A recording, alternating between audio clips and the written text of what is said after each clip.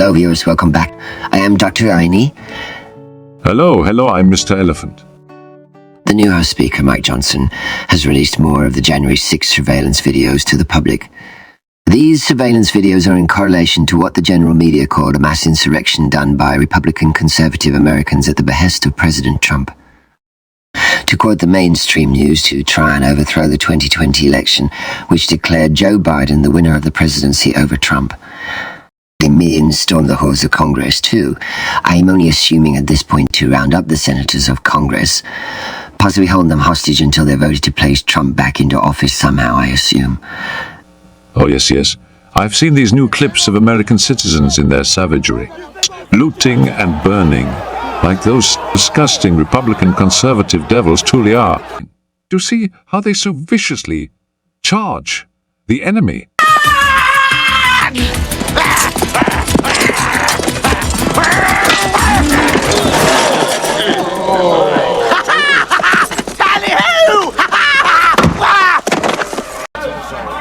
Look, viewers.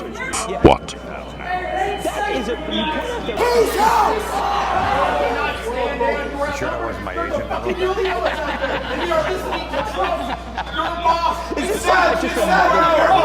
Hey, wait. What the hell is this fairy shit? Open house. I don't want to see some damn tourist walking around. What is this? Where is the bad one? The bloody nasty clips, the one where all the guards are lying all over the floor, and no one can walk around because there are so many of them. The one with a man's eye hanging out from his eye socket. The bloody fighting one, damn it. No, Mr. Elephant. Yes, this is the fighting one. Only damn it, no, this isn't the right one either. Wait. What? There isn't.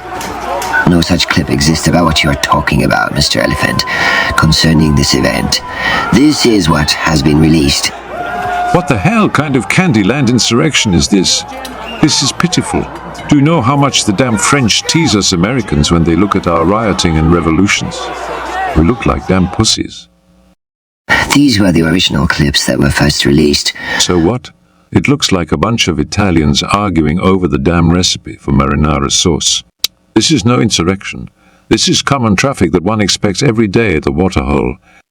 Waterhole? Yes, look. Good times. Good times. It's a very nice thing at times, cause it gives you time to meet old friends and rivals too. That's just crazy. As they say, to each their own, I suppose. It just looks so, well, wild. It is. Most certainly is. You see, you have to fight to get a spot, and then you have to fight the fattest, heaviest, breathing thirst hippo who thinks they can push their ass anywhere they want, and you have to move. Fat chance, hippie bitch. The current press secretary, Karine Jean-Pierre. No, dear doctor, you meant to say the first ever black lesbian press secretary. Don't forget the special titles. Yes, thank you, Mr. Elephant, for the correction. The current press secretary stated... What's your response to Carlson and to Speaker Kevin McCarthy, who granted him access to that video? Anybody who watched that video would strongly disagree. Anybody who watched that video with their own eyes in a real way and saw what happened on that day would disagree with what was just stated. The president has been very clear. January 6th was the worst attack on our democracy since the Civil War. Worse than the Civil War? Wait, they used to say that January 6th was worse than September 11th. I wonder why they are now comparing it to the Civil War. Including dates that instantly remind all who have lived through them where they were and what they were doing when our democracy came under assault. Dates that occupy not only a place on our calendars, but a place in our collective memory. December 7th, 1941, September 11th, 2001, and January 6th, 2021. Liberals taking Biden's cue and smearing Trump voters on September 11th, with some guy named Dean tweeting, "Terrorists are terrorists, be they bin Laden's Al-Qaeda or Trump's MAGA. Time to hold Trump accountable." Is it important that that we have a 9/11 style commission to definitively lay down in black and white the facts of what happened around January 6th and the 2020 election? It's incredibly important, I think, for at least a couple of reasons. Number one, we should know now much more about just why law enforcement performed so badly. We need to know as much as we can about the connections between the actions of people we know committed awful crimes and the people who are responsible for protecting the law in the United States. But maybe more important is history. These kinds of things, attempted coups, attempted putches, violent attempts to end democracy, happen in history, unfortunately, all the time. What's rare is trying to come to terms with them. And in order to come to terms with them, you have to have some kind of a commission which goes beyond the headlines, beyond the immediate demands of the moment, and sets down something for the record, something that judges and citizens can look to in the future to prevent things like this. There's a reason why you have to have truth before reconciliation. Without truth, you can't really have a conversation about reconciliation.